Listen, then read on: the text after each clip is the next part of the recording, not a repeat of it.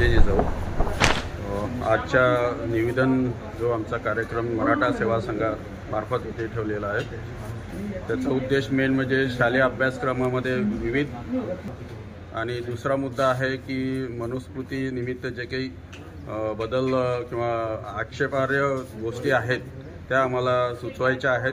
तर त्या प्रत्यक्ष सगळेजण आम्ही इथे आलो आहोत आणि सोबत निवेदन आणलं आहे। ते निवेदनामार्फत आम्हाला ती विषय आम्हाला घ्यायचा आहे आणि हा जो काही शालेय अभ्यासक्रमामधला जो काही विषय आहे फार महत्त्वाचा आहे। उद्याचा भविष्य जे विद्यार्थी जर चुकीच्या शिक्षण पद्धतीने जर गेले तर फार मोठा विधायक न होता विघातक परिणाम होऊ शकतो।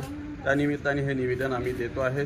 त्याचे निवेदनाच्या जे काही आक्षेप घेण्याचे किंवा सूचना देण्याच्या ज्या काही वेळा दिल्या आहेत त्या आहेत 5-3 जूनपर्यंत, तर ते आम्हाला वाढवून पाहिजे आहे 10 ऑगस्टपर्यंत। त्या निमित्ताने आज मराठा सेवा संघ संभाजी ब्रिगेड यांच्या वतीने शासनाने जो नवीन शैक्षणिक धोरणानुसार जे काही धोरण राबवलं आणि त्यामध्ये मनुस्मृतीचा जो समावेश करण्याचा प्रयत्न केलेला आहे तर त्याबद्दल त्या अगेन्स्ट निवेदन देण्यासाठी आम्ही सर्व हजर झालेलो आहोत।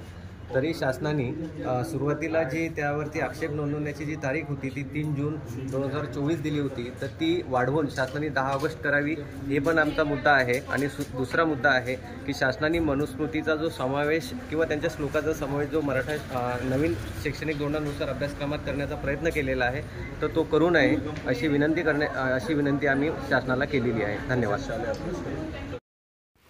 ताज्या बातम्या आणि घडामोडी बघण्यासाठी महाराष्ट्र मेल या चॅनलला लाईक आणि सबस्क्राईब नक्कीच करा।